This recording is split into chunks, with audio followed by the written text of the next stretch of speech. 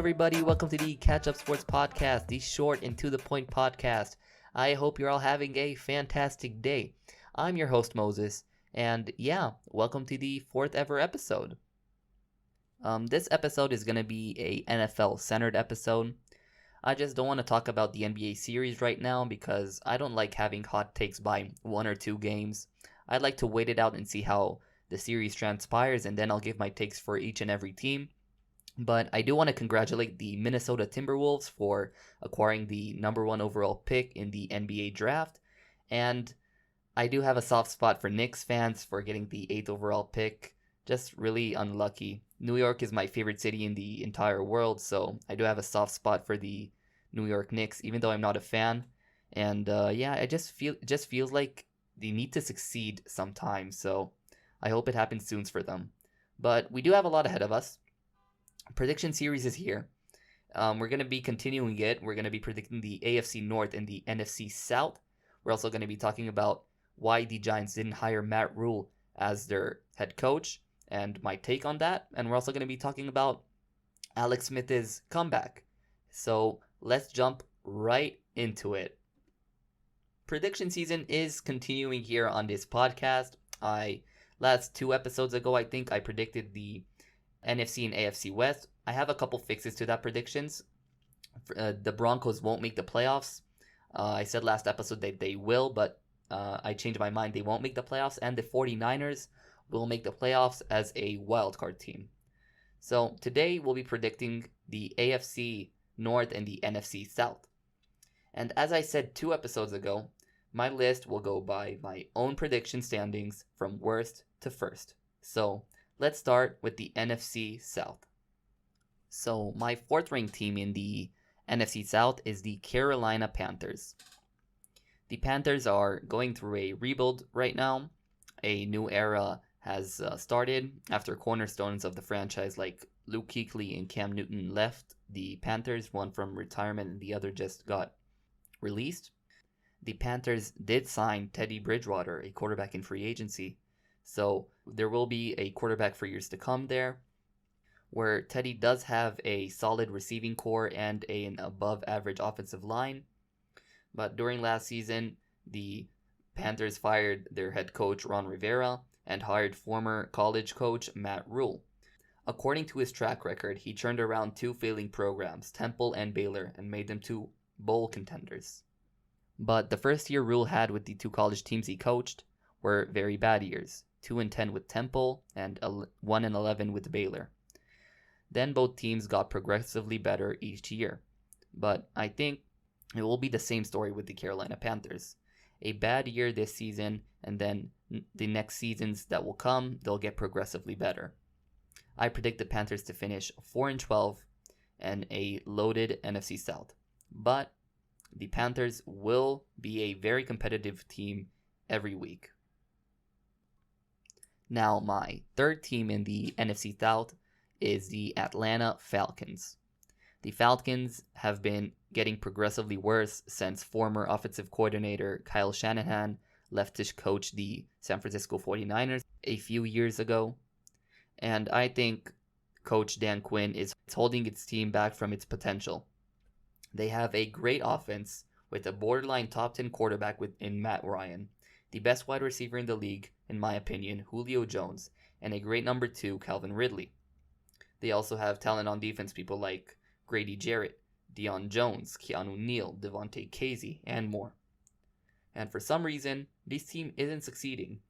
This team has more than enough talent to be a perennial playoff team, but there aren't. I predict the Falcons to finish 7-9, and they will have a new coach next season. Now, my 2nd team in the NFC South is the New Orleans Saints. The Saints have maintained a well-rounded roster for years now, still considered one of the best teams in the NFC. But unfortunately for the Saints and Saints fans, the past 3 years have ended in very disappointing and infuriating playoff losses. The Minneapolis Miracle, the no call in the NFC Championship, and the Kyle Rudolph overtime catch. After 3 straight years with a championship caliber roster coming short in the playoffs, I don't know how motivated this team can be to go through another season, another successful season. Drew Brees isn't getting any younger. He was even thinking about retiring this offseason. Also, his deep shots have significantly decreased last year. He might not be as dominant. Today, I think he's more of a game manager. But don't get me wrong, he's an amazing game manager. Even though the Saints did sign quality free agents like safety Malcolm Jenkins and wide receiver Emmanuel Sanders, the morale of this team, to me, is at best questionable. I predict the Saints to finish 9-7 next year, and they will make it to the playoffs as the 7th seed. My first ranked team in the NFC South is the Tampa Bay Buccaneers. A new era has started in Tampa Bay with Tom Brady, the Tom Brady era. Last season, the Bucs had a great roster, in my opinion, with a way below average quarterback. Now, they have a great roster with an above average quarterback in Tom Brady. Literally, from one signing, they evolved from a, at best, playoff contender to a Super Bowl contender. They didn't lose anyone significant in free agency. They franchise tagged last season's sack leader Shaquille Barrett. They also added future Hall of Famer tight end Rob Gronkowski from the Patriots. And also, they drafted tackle Tristan Wirfs out of Iowa 13th overall to protect Tom Brady. Not to mention, they have one of the best or the best receiving core in the league. Mike Evans, Chris Godwin, Rob Gronkowski, O.J. Howard. That's a lot of talented dudes. I'm super high on this Buccaneers team. I see them as a legit Super Bowl contender. And also, the Super Bowl this year is in Tampa Bay. So it'll be interesting to see how this season transpires for the Tampa Bay Bucs, because maybe they'll be the first team ever to host their own Super Bowl. I predict the Buccaneers to finish 13-3 this season, and they will be the number 1 seed in the NFC. Now, let's shift to the opposing division. Not exactly opposing, let's shift to the AFC North. So, my 4th ranked team in the AFC North is the Cincinnati Bengals. The Bengals had a rough 2019 campaign, ultimately ending with the number 1 overall pick in the draft. They ultimately selected their hopeful savior in Joe Burrow, quarterback out of LSU. Burrow has a lot of potential, combined with a good receiving core, including A.J. Green, T. Higgins, Tyler Boyd, John Ross, and more. And he also has running back Joe Mixon. This offense can be at the top half of the league, despite starting a rookie quarterback.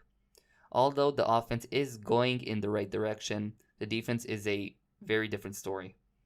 They did sign a couple free agents. Defensive tackle DJ Reader, cornerback Trey Waynes, who is now injured, will miss a couple months in the season, and cornerback Mackenzie Alexander. But this defense have been one of the worst defenses in the league for a couple years now. The Bengals are still in rebuild mode, so there won't be a whole lot of success this season. I predict the Bengals to finish 4-12, and of course they'll miss the playoffs. My 3rd ranked team in the AFC North is the Pittsburgh Steelers. To be honest, this season for the Steelers comes down to how much Ben Roethlisberger has in the tank. He's coming out of a season-ending elbow injury to his throwing arm. The only full game he played last season was a 31-3 loss to the Patriots in Week 1 last year, and it was a very bad performance from the offense. I don't think his receiving core helps him that much. Juju Smith-Schuster is a great number 2 receiver. He put up great numbers when Antonio Brown was still on the team. But when Antonio Brown left the Steelers and Juju Smith-Schuster got number 1 wide receiver attention from opposing defenses, his numbers dropped. Even though the Steelers have a great defense, it's hard to replicate such a performance last season. Just ask the Jacksonville Jaguars. They had the best defense in 2017. They made it to the AFC Championship. The next year, the defense was above average, but not the number 1 defense in the league. And they also didn't have any significant personnel changes that year. The Steelers are a team, in my opinion, with a good defense and an inconsistent offense. I predict the Steelers to finish 9-7, and they will miss the playoffs. My second ranked team in the AFC North is the Cleveland Browns, the Dog Pound, the most hyped team last year that ended in a great disappointment. This team had immense talent with a terrible head coach.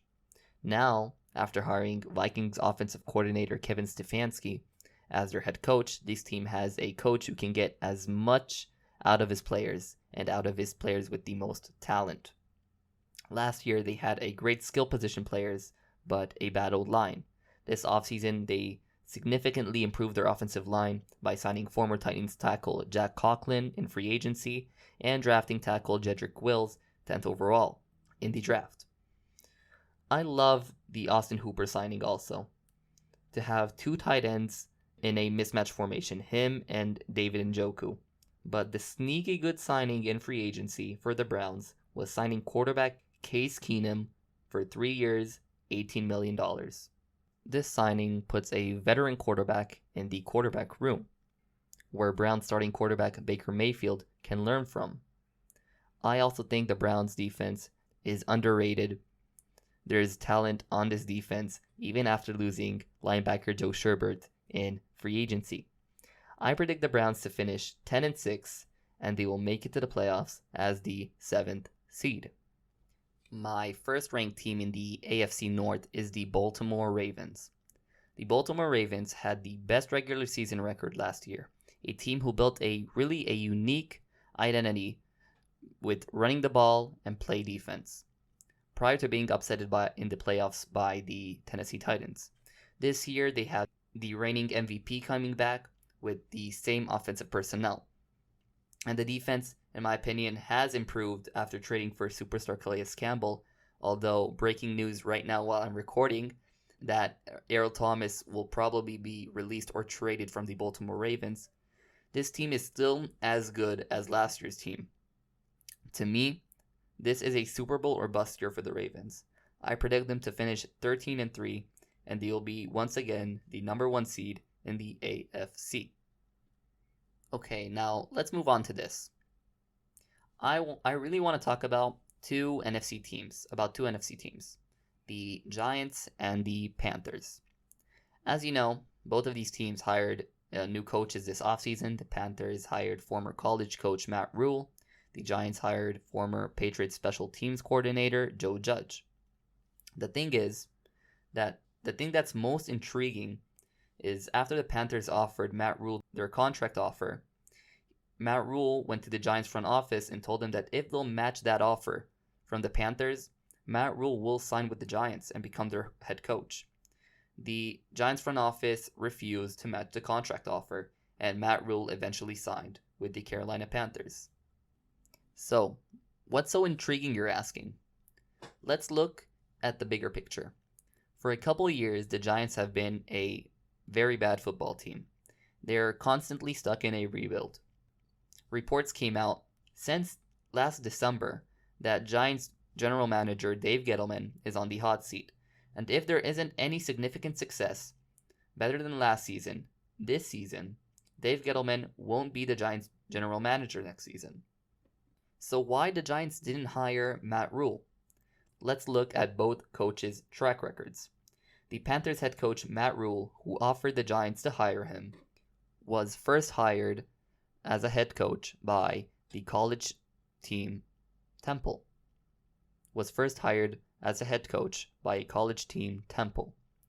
A failing college program at the time in 2013. So Matt Rule's stint with Temple, his first year he went 2-10, and then the second year he went 6-6. And the third and fourth year he won 10 games with 2 bowl appearances, winning 1 in 2016. He was first hired as a head coach by Temple, a failing college program at the time in 2013. His records were the first year he went 2-10, then the second year with Temple he went 6-6, and then the third and fourth year he had 10 wins on his record, making 2 bowl games, winning 1 in 2016. In 2017, he was hired by Baylor, another failing college program, with hopes that he'd turn them around like he did at Temple. So the first year at Baylor he went 1-11. The second year he went 7-6, winning a bowl game against Texas. And the third year, in 2019, he went 11-3, losing a bowl game. So, as you can see, Matt Rule turned every program he coached around. He has 2 successful rebuilds on his resume, even though his first year with both programs were a disaster. But he's a proven head coach, unlike Joe Judge, the Giants' new head coach. He isn't a proven head coach, but he is a part of the Bill Belichick's coaching tree. Bill Belichick, a 6-time Super Bowl champion, winning coach, one of the best coaches of all time. So maybe some of the success will be inherited by Joe, or maybe Joe can establish a winning culture with the Giants, like Belichick did in New England. But this is speculation. Nothing is proven.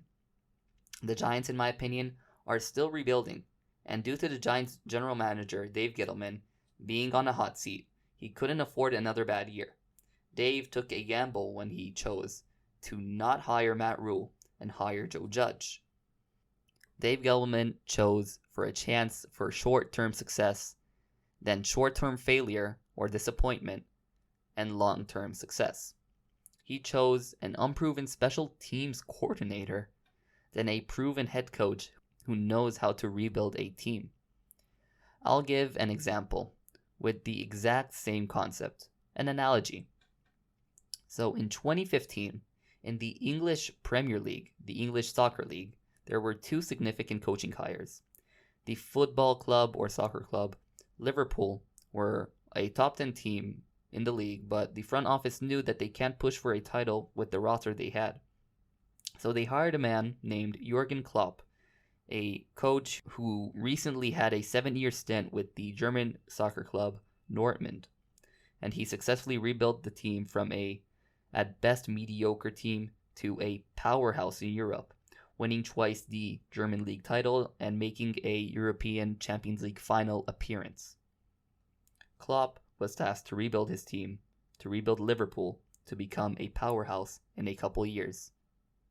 The other team in question was Manchester United. Both Manchester and Liverpool were pretty much in the same situation, but Manchester United thought that they could win a championship, so they hired a man named Van Gaal, a Dutch coach with a lot of coaching success and experience. This was a win-now hire, and it's clear in hindsight that Manchester United opted for a chance of short-term success, then short-term disappointment, and long-term success.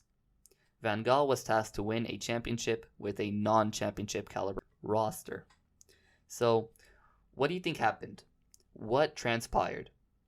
I'll give you guys a second. Okay, second's over. So, Jurgen Klopp successfully rebuilt the Liverpool team. He won a European Champions League title in 2019 and also having an appearance in 2018, and he recently won the English Premier League title in 2020. Van Gaal, surprisingly, shockingly, no one could have thought of this. He couldn't win a championship without a championship caliber roster, and he was eventually fired in 2016. Manchester United has hired 3 coaches in this 5-year span from 2015 to 2020. They hadn't won nor a Champions League title or a English League title. They're still a top 10 team in England, but with no titles over this 5-year span, unlike Liverpool, who had immense success. Long-term success. So in a couple years, this might be the reality for the Panthers and the Giants. The Panthers in 5+ years will be, in my opinion, one of the best teams in the NFL, and the Giants will be a mediocre/playoff contender, like the Buffalo Bills last season. The Panthers in this story are Liverpool, and the Giants in this story are Manchester United. Makes sense, doesn't it? Now, I want to end this episode on an inspiring, happy note.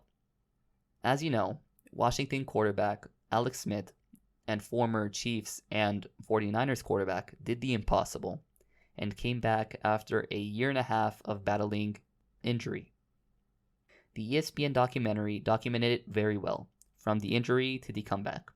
If you didn't watch it, here's a quick summary. 2 seasons ago, against the Texans, Alex Smith suffered a severe broken leg. After the first surgery, the doctors found an infection in his leg, a life-threatening one, almost having his leg amputated. After 17 surgeries and a year of rehabilitation, Alex Smith was cleared for football activities. And Alex doesn't need to prove anything to anyone. So him to come back from literally hell on earth is extraordinary. I want to end this episode on a quote Alex said after his first practice since the injury. So here's the quote. "I don't think that football is something I could just walk away from and be able to sleep at night if I did. I don't think I could look my kids in the eye and talk to them, giving it their all, pushing through things. We all face adversity in life, and it comes in different forms. Was I going to talk about it, or was I going to be about it?" So this is the end of the episode. I hope you guys enjoyed this episode. This podcast is also available on YouTube, Spotify, Apple Podcast, and Soundcloud. Follow the podcast Instagram page at @CatchUpSportsPodcast. Send me a message. We can talk about anything. And also subscribe to the YouTube channel for more podcast clips. And yeah, I'll see you guys next time.